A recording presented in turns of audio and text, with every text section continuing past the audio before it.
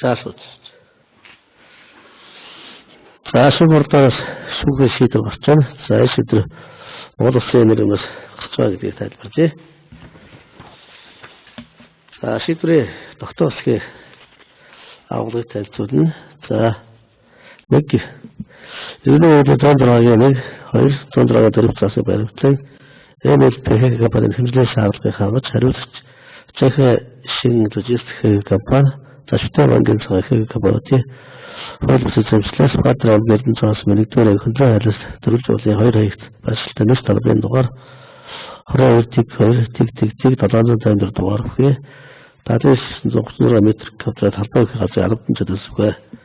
За хоёр улсын тэмдэгтэй харамжийн тухай хуулийн 7-р зүйлээ 7-1-2 за иргэний решмүүд хяншид тухай хуулийн 56-1 за 60-р зүйлээ 61 заастаар хэмжигчийн улсын тэмдэгтэй харамжийн тусан 72 төрийн улсын төсвөр хэвээрүүлдэж за хариуцт штэ банкын цагаан компани 35,100 төгрөг за жахшин логистик компани 35,100 төгрөг тусгааруулан хэрэгжүүлж MLPH компани олгосоо.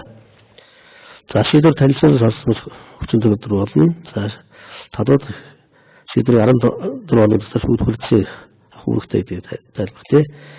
За мөн зохиогч одоо дээрээ төлөвлөж өнгөрч загстай шүүгээ шийдвэр шүүгээд гартаа асуудаас 14 дотор Сүхбаатар аймгийн эрүүл энерги давцаалах болгох хэрэгтэй гэдгийг дурдъя. За шүүх хэмжээ шаардлагын үндэслэлийг дараах метр тодорхойлсон байгаа. За иргэний хөдөлгөөний 106-гийн дурлуулж одоо үндэслэлийн шаардлагыг тодорхойлсон. За үндэслэл хөрөнгөний бусдын хууль зүйн шаардлага энэ тохиолсон байгаа.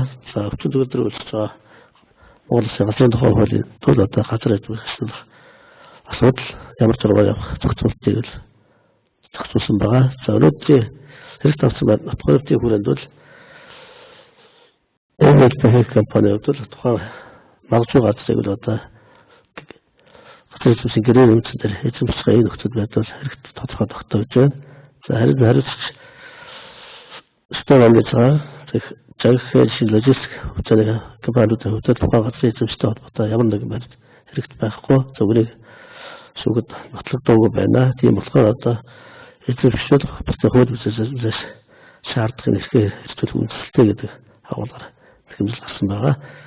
За хариуцлагаас гаргаж тайлбартай одоо ирээд зөвшөөрөлд эрх болгосноор баримтад байгаа.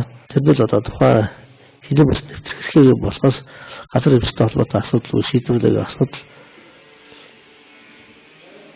яаж